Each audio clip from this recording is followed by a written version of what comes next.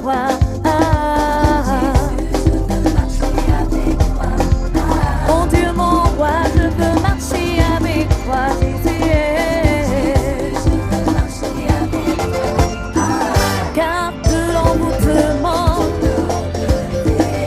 de la sorcellerie, du filet de l'oiseleur, oui, de la pauvreté.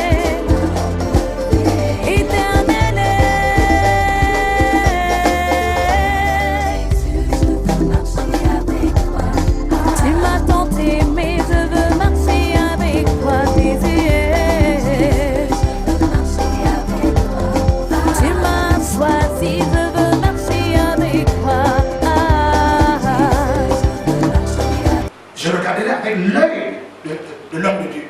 Et tu dois l'épouser. Épouse-la. Fais-le tout le temps. Parce que vous passez à côté des bénédictions. Il y a des bénédictions qu'on ne donne qu'aux mariés. Amen.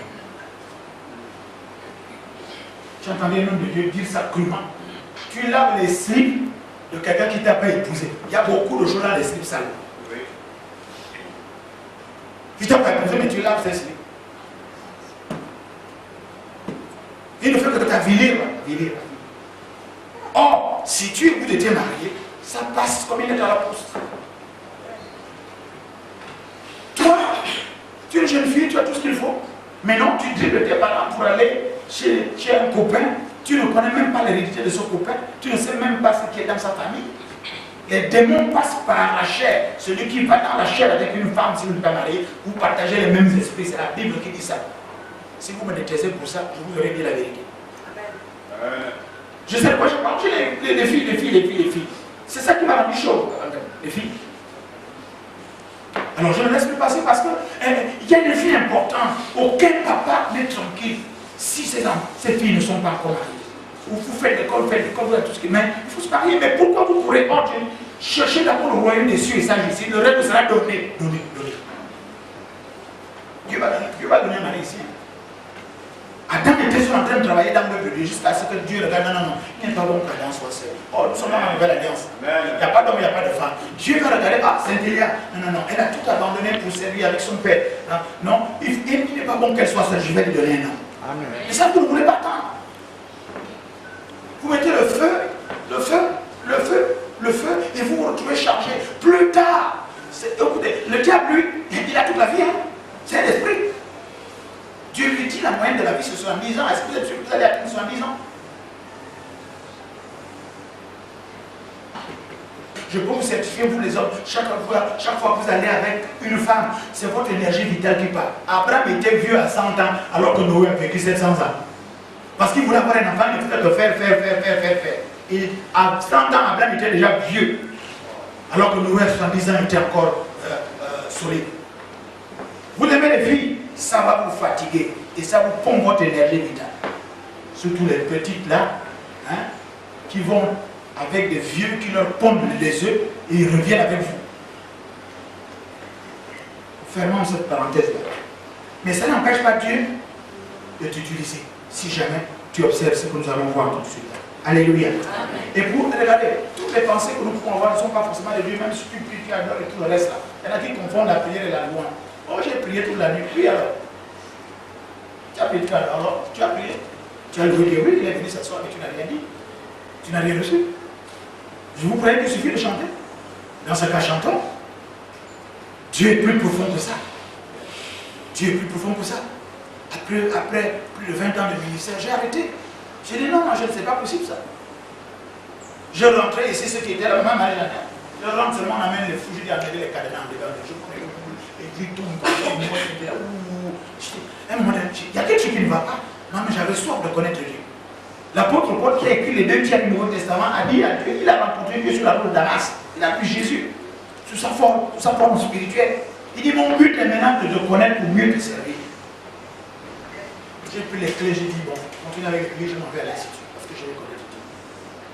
Le secret c'est connaître Dieu. C'est ceux qui connaîtront leur Dieu qui vivront une autre vie. Amen. Alléluia. Est-ce que pour ça je peux avoir une grosse voiture? Non. Non. Est-ce que pour cela je dois avoir une belle maison? Oui, Dieu n'est pas aussi contre ça. Mais il y a une autre vie. Une vie d'assurance, une vie d'adoration, une vie de puissant, mais une puissance avec la sagesse. Si quand je prends marcher dans la rue, il y a des moments, Dieu m'ouvre les yeux, je regarde la personne qui souffre, je regarde cette personne. Mais si cette personne ne se répand pas, si elle ne donne pas sa vie à Jésus, ça sert à quoi? Dieu a dit, faites de toutes les nations des disciples. Alléluia. Nous avons là-bas à la cathédrale du tout, il y a combien? 4 mamans qui sont levées parce qu'elles vont être enceintes. Il n'y a pas de souci. Nous avons prié, on a donné des délais. Les 3 premiers qui sont tombés enceintes, elles sont parties. Oh, le mari vient la chercher. Tu es avec ton mari depuis 15 ans, tu n'as pas pu. Mais quand tu es enceinte, il t'a amené en Guinée. L'autre, il l'a amené à je ne sais pas. Oh. Mais moi je glorifie Dieu. Je dis, mais attention. Alléluia. Mais quand Dieu ouvre, quand tu as fait un enfant, tu vas continuer à faire. Ce qui est resté là, on la regarde maintenant. Il dit, mais papa et moi, je dis, non, toi tu es dans les délais. C'est même pas moi. Je l'ai confié à Canaan, j'ai dit à Canaan, je le fais aussi à pour aller. Mais l'autre là, elle sert Dieu. Donc, pour elle, ce sera, je prophétise un Samuel qui est dedans. Un homme de Dieu. Ils ont une grande fille qui a quel âge? Ça fait 17 ans, je crois. Combien? Elle a amené une grande fille à mariage, mais elle n'arrive pas à avoir un enfant avec son mari. Son mari, je dis, asseyez-vous, accordez-vous vous deux. Si vous vous accordez, si 2 mois passés que je n'ai pas vu Jésus. Et là, c'est rentré, j'ai mis la peur. Ça va, j'ai dit, c'est ce que Dieu donne, ne peut pas sortir, ça ne peut pas sortir le moment. Et si ça sort, j'ajoute. Alléluia. Ok, vous êtes prêts? Voici le sous-terme, le premier. Les buts de Dieu.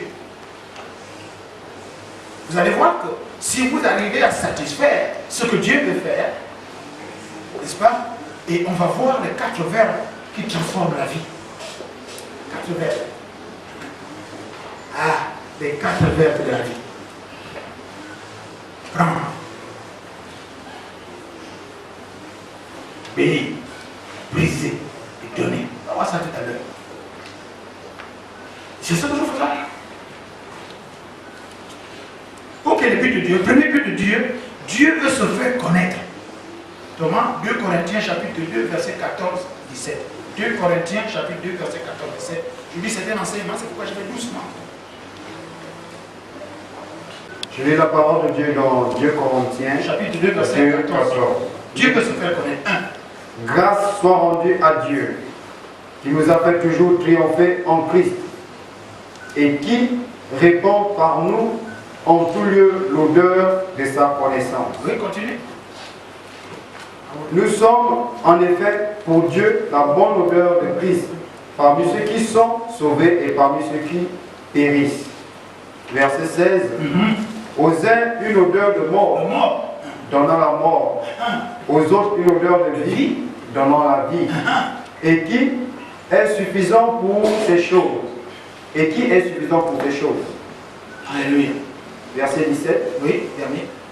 Car nous ne falsifions point la parole de Dieu, oui, qu'on font plusieurs, oui, mais c'est avec sincérité, oui, mais c'est de la part de Dieu que nous parlons en Christ devant Dieu. Alléluia. Parce que pour certains, nous sommes un parfum de mort, une odeur de mort, d'autres une odeur de vie. Alléluia. Pour les incrédules qui périssent, ils peuvent nous ridiculiser. Vous allez voir, plus un pays ridiculise ses pasteurs, plus ce pays a des problèmes. Je leur ai dit ça tout le temps. Tolé n'est pas là, c'est celui qui est toujours là quand les servi de l'enseignement vient de rencontrer pour essayer de la menacer de l'utiliser. Un pays qui n'honore pas ses sacrificateurs, ses prêtres et ses pasteurs, ce pays a des problèmes parce que le développement d'un pays, qui est-ce qui a développé les États-Unis? Ce sont les évangéliques, hein? Vous ne savez pas? Il faut être au courant. Oh, vous n'êtes pas au courant? Oh, c'est l'Église qui a développé les États-Unis. Alléluia. Vous croyez que les Français et tout le reste ils sont rentrés en Afrique avec quelle puissance? Et le pouvoir de l'évangile de la Bible. Alléluia. Même si on a plein de prêtres pédophiles et tout le reste, mais il faut voir comment ils vénèrent, ils respectent le prêtre. Est-ce que vous êtes là? Oui. Bon, dans ce cas, laissez parler. Laissez. Oh. On peut plus bénir parce qu'il faut de connaissance. Mais même si vous allez en France, vous dites à quelqu'un, même si c'est un incrédule, vous dites que vous êtes pasteur, vous êtes prêtre, il vous respecte. Mais ici, au Gabon, vous dites à quelqu'un qui est pasteur, mais C'est à la limite, si ne vous gifle pas. Ben à la limite, vous me connaissez, hein. Moi je dis toujours que je suis pasteur. Je le regarde en face. Parce qu'il y a ce qu'on appelle aussi Riaz et Anandaïde. Lui, c'est de quoi je parle. Il a déjà eu sa formation pastorale. On regarde les gens sur le visage, on voit. La dernière fois que tu as influencé quelqu'un, c'est quand? Si tu n'as pas l'Esprit Saint, tu ne peux pas influencer quelqu'un. Sauf si tu as un autre esprit, tu l'as encore, c'est l'esprit démoniaque. La vie est une affaire d'influence. On dit, oh, monsieur, on met à quel nom je le révérend pasteur, le pasteur Paul Messi. Tout le monde se retourne. Oh, mais les pasteurs ont une mauvaise presse. J'ai dit ça dépend à qui appartient la presse.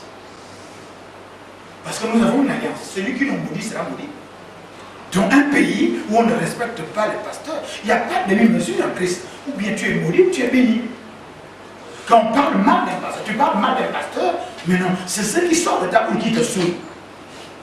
Tu parles mal d'un prêtre. Wow. Nous sommes la seule religion au monde où on insulte, dans laquelle on insulte. Les imams sont des marabouts, ils font n'importe quoi, n'est-ce pas? Vous avez déjà vu sur Facebook, on s'est moqué des imams. Oh, mais répondez! Non. Bon, je vous avertis, si vous ne répondez pas, vous sortez. Je vais faire allez-y seul. La seule religion au monde, c'est la chrétienté où on peut insulter un prêtre, on peut insulter un pasteur, un prophète, on peut insulter un évangéliste, on peut raconter n'importe quoi. Mais chez les musulmans, tu ne peux pas parler d'imam, tu ne peux pas insulter l'imam. Vous allez dans un pays comme le Sénégal, pratiquement tout leur appartenant à la rue, ils font n'importe quoi. La mendicité, tout le monde dit, ah ça c'est le but de tel imam, ça de tel marabout, ils mélangent tout ça et les réfléchis, tu ne peux pas rentrer dans une maison au Sénégal sans trouver quelque chose qui accrocher les écrits. Non, non, non. Mais jamais tu entendras. Mais ici, on juge les prêtres pédophiles, les pasteurs faux, les faux prophètes, vous insultez tout ça. Le degré de développement d'une société, n'est-ce pas, équilibre le degré du statut qu'ils accordent, n'est-ce pas, à leur spiritualité. Alléluia. Il y a des gens comme en Inde, ils adorent tout. Ils adorent les chats, ils adorent les rats. Les hommes ne peuvent pas manger de bœuf. La voiture s'arrête. Mais quand on dit que c'est un gourou, mais il faut voir, tout le monde s'incline, n'est-ce pas, non? Mais ici, on a même des pasteurs intellectuels, on a été dans les mêmes écoles que on sait que vous êtes des voleurs, tu es ministre d'être un voleur. Mais il te méprise. J'aime tellement qu'on me méprise, parce que j'ai pitié de lui. Père, pardonne-leur, ils ne savent pas. Parce qu'ils vont se perdre. Alléluia. Donc Dieu veut se faire connaître. Il veut se faire connaître au travers toi. Il suffit qu'on te bouscule pour que tu sois rancunier. Il faut voir encore les frères et sœurs qui se déchirent dans les familles. Vous me connaissez, Rosemary, vous me connaissez. Pourquoi j'ai dit je parlerai de moi parce que vous me connaissez. Je n'en veux à personne. Et j'ai mis des barrières simples parce que quoi? Parce que plus tu fréquentes les gens, il y aura une familiarité. Et plus vous fréquentez, vous allez vous frotter aussi. Je n'ai pas d'amis, je n'ai pas de potes, je ne vais chez personne. Les enfants ne vont pas en vacances chez quelqu'un. Après, ils vont commencer à ajouter des gens imbéciles. Chez moi, on ne dit pas imbécile. Je n'ai pas dit que je suis le meilleur, non, mais je dis qu'il faut éviter, il faut enlever l'objet. N'est-ce pas? L'objet de l'affrontement, l'objet de l'oppression. Pourquoi? Parce que pour le peu que j'ai compris, je dois faire en sorte que quand j'arrive quelque part, mais non. Demandez à tous les voisins. Bon, sauf celui-là qui vient tirer le coup de fusil quand on prêche. Alléluia. Mais nous ne pouvons pas, on prêche la parole de Dieu. Alléluia. Donc, il faut que quand tu es quelque part, s'il y a un inconnu là, il se sent mort. S'il y a quelqu'un qui croit, c'est pour la vie. Dieu veut se faire connaître au travers des personnes. C'est pour ça qu'il nous donne l'Esprit Saint. C'est pourquoi la Pentecôte, ils ont été revêtus, ils ont été remplis. Et Pierre qui était là pouvait maintenant parler à plus de 4-5 000 personnes qui se sont converties. Mais le problème, c'est que toi, tu te caches au quartier. Moi, quand je dis que je ne vais sur personne là, mais que je suis en mission en permanence, je ne peux pas rencontrer quelqu'un sale. Il faut lui parler de Jésus. Je te parle de Jésus. Mais toi, tu es parti de chez toi dans ta cachette même. On va voir. Tu vas où? Tu vas à l'église. De quelle église? Oh non, moi je suis à l'église là-bas. Mais quelle église? Tu ne peux pas dire. Comment on saura? Et tu sais pourquoi? Parce que toi-même tu n'es pas transformé. Parce que si tu es transformé, tu voudrais que les gens voient comment Jésus transforme. Est-ce que tu es là? Amen. Vais-je être ton ennemi en utilisant la vérité? Non. Alléluia. Amen. Deuxième chose, je suis dans le but de Dieu. Dieu veut réconcilier par nous. 2 Corinthiens 5, verset 18 à 20. 2 Corinthiens 5, 18 à 20. Après, on va voir maintenant. On va rentrer dans la trame aussi. Je lis la parole de Dieu dans 2 Corinthiens 5 à partir du verset 2. Réconcilier avec lui par Christ et qui nous a donné le ministère de la réconciliation. Alléluia. Bon, il dit plus tard, s'il vous plaît, soyez réconciliés avec Dieu. Soyez réconciliés entre vous. Waouh! Nous, les chrétiens, nous ne sommes pas là pour diviser les gens. Vous m'entendez pas dire, oh, tu sais, ce que tu as là, c'est ton oncle qui te bouffe le ventre. C'est ta tante qui vient t'envoyer les fusils nocturnes sur ton toit. Nous ne sommes pas là pour ça. Même si Dieu nous ouvre les yeux pour voir cela, nous sommes là pour enlever, pour écarter ça. Et pour que les gens soient réconciliés. Pourquoi? C'est le démon qui vient pour disperser, égorger, détruire. Donc vous allez voir que chaque fois qu'il y a une querelle, c'est le diable qui remporte la victoire. Parce que le rôle du diable, c'est de diviser pour régner. Il vient pour disperser, égorger et détruire. Il vient pour t'isoler. Il vient te séparer de ta soeur. Il vient te séparer même de tes enfants. Il vient te séparer de ton ami. Vous êtes bien réveillés, puis une querelle, chacun, personne. Non, écoutez, pour que ça se casse, il faut être deux à tirer. Une corde ne peut pas se casser si une personne tire et que l'autre fasse le bout. Ça ne se passe pas. Qu'est-ce qu'on gagne? Qu'est-ce qu'on gagne en jetant l'huile sur le feu? Les gens ne s'entendent pas te dire, oh, moi je me demandais même comment tu es arrivé avec cette personne-là. C'est pas possible. Oh, comment tu arrives à supporter l'homme-là? Attends, il est quoi? Il est démoniaque. Et toi tu es quoi? Nous sommes là pour réconcilier. Premièrement, mais si nous ne sommes pas réconciliés entre nous, tu ne peux pas demander aux gens de se réconcilier avec Dieu. Amen. Puisque toi-même tu es rancunier. Il faut savoir, non, ce qu'il m'a fait, non, il n'y a que Dieu seul. Non, moi je ne peux pas, non, je ne peux pas être. Mais si tu ne peux pas, Dieu a dit, hein, si tu ne pardonnes pas, tu ne seras pas pardonné. Or, nous avons besoin du pardon pour avancer spirituellement et pour pouvoir acquérir ce que Dieu nous a promis par les bénédictions spirituelles en Christ Jésus. Dis t'amènes bien. Amen. J'avance vite, on va aller sur ce que vous voyez. Troisième point, Dieu veut bénir à travers nous. Psaume 118, verset 26. Thomas 18, verset 26. Béni soit celui qui vient au nom de l'Éternel. Nous vous bénissions de la maison de l'Éternel. Alléluia. La maison de l'Éternel, c'est l'Église. Alléluia. Un chrétien né de nouveau, un chrétien catholique, baptisé, confirmé, un chrétien de réveil baptisé, un chrétien de réveil rempli du Saint-Esprit, ou christianisme céleste, terrestre, environnant, christianisme de Zion, christianisme de Ondor, j'en ai rien à cirer. Quand tu dis que Jésus-Christ est le Seigneur et qu'il a vaincu le diable, qu'il est mort, qu'il est ressuscité, il a porté nos iniquités, nos fautes et toutes nos transgressions, et que le châtiment qui donne la peine est tombé sur lui, c'est parce que nous sommes guéris. Oh, il est mort, enterré, il est ressuscité au troisième jour, il a amené les captifs, donc moi-même. Et il nous a envoyé l'Esprit Saint, il a envoyé le Saint-Esprit. Alors là, nous sommes d'accord. Maintenant, le reste, c'est des petits détails. Hein, si tu veux mettre dans ton église les saints apôtres Paul et Pierre et Paul, ça te regarde. Alléluia. Parce qu'il faut que les gens comprennent fondamentalement. Cette affaire de figurer là, Dieu s'est fâché avec ça dans l'Ancien Testament. Vous ne faites pas des images taillées. Ok? Maintenant, si mon frère catholique, ma soeur catholique veut adorer Marie, parler de Marie parce qu'il veut se représenter, ça c'est son problème. Mais à partir du moment où il dit que Jésus est le Seigneur, ça va. On ne parle pas la même langue. On ne parle pas la même langue. Mais on a le même Père, on a le même Seigneur. La guerre de religion ne sert à rien du tout. Parce que chacun va penser que c'est lui qui a Dieu. Non, les autres ne sont pas ceci. Mais dès qu'il a dit qu'il est chrétien, ça ne suffit. Alléluia. Amen. Oh, il y a des chrétiens comme des chrétiens orthodoxes. Toi, tu es chrétien, tu es plus chrétien que moi. Ça ne se voit que par l'esprit. Donc, et l'esprit se voit comment sur quelqu'un par son comportement de réconciliation. Quelqu'un qui évite les conflits, quelqu'un qui fait en sorte que les gens soient en paix. Il dit c'est la paix et la sanctification sans laquelle personne ne va à Dieu. Mais tu as une femme de conflit, pas plus. Et toi, tu es un teigneux. Chaque fois qu'on critique, tu es dedans. Chaque fois qu'on doit mettre la mort, tu es dedans.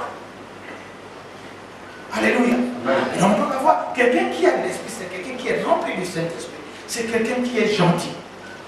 On ne peut pas dire qu'il est Dieu, non, mais au moins, si on doit noter, à plus de 90%, il satisfait, il reflète Christ. Amen. Okay. Quatrième point, Dieu veut marcher au travers de Romains chapitre 10, verset 14, 15, dit un peu vite. On va aller dans le noyau. Romains chapitre 10, verset 14, 15. Je suis dans l'enseignement, c'est pourquoi vous me voyez extrêmement détendu, parce que la pédagogie enseigne, qu'on soit en communion, connecté, en bon peu d'accord, on ne crucifie pas. Vas-y. Romains 10 à partir du verset 14. Comment donc invoqueront-ils celui en qui ils n'ont pas cru? Et comment croiront-ils en celui dont ils n'ont pas entendu parler? Et comment entendront-ils parler s'il n'y a personne qui prêche? Alléluia. Bouche. Vous savez, personne ne peut être sauvé s'il n'entend pas la prédication. C'est par grâce que nous sommes sauvés au moyen de la foi. La foi, quoi? La foi, la parole de Dieu, parce que la foi vient de ce qu'on entend de Dieu. Alléluia. Mais si on ne prêche pas, l'homme de mission, c'est aller faire de toutes les nations des disciples. En Jérusalem, en Judée, en Samarie, jusqu'aux extrémités de la terre. Mais si personne ne prêche, donc pour cela, je suis en train de dire, Dieu a besoin de toi. Donc si tu réponds à l'appel de Dieu, quand il appelle l'équipe, et tu ne manques de rien. Alléluia. Amen. Oh, quand Dieu t'appelle, en milieu hostile, toi tu prospères. Amen. Car rien n'est impossible à Dieu. Il suffit que tu sois dans la mission, parce qu'il te dit, quand tu vas en mission, il n'amène rien. Il y a la provision devant. Alléluia. Amen. Quand j'avais commencé ce ministère, j'étais parti avec un mal de classe. On est parti d'ici. Par la route, jusqu'à Douala. Aller-retour. J'ai laissé mes voitures ici à l'époque, j'avais encore beaucoup de voitures qui marchaient très bien. On est parti d'ici, on arrive. Nous sommes des évangélistes, on arrive dans la où tu étais encore. On va à l'État. Oh, mais l'État, à l'époque, c'était 15 000 encore. 15 000, on est passé par midi. Oh non, je dis non. On va demander. Nous sommes des évangélistes. On va pour la mission du Seigneur par amener-nous. Je ne vous dis pas que la première voiture qui nous a tout dit de vivre jusqu'à midi. Je ne vous dis pas, on nous a mis dans la malle, vous voyez les 4x4 des entreprises là, qui avaient des quantités comme ça. On était 8 derrière là. 8. 4. Et j'étais content, je n'avais rien payé. On est allé jusqu'à Douala, aller-retour. Je vous laisse payer. Vous avez, maman Marie-Jeanne, elle est venue faire témoigner ici. Et sur la route, elle est miracle. C'est la première fois où je pouvais stopper là, parce que sur la route, la partie de la traversée de Bévoul, il y a des barrières de pluie. Quand la voiture arrive, je dis, il faut que je sois à 100 mm demain, mais oh non, il y a barrière de pluie. Je dis, j'arrête la pluie, c'est. On a des témoignages comme ça ici.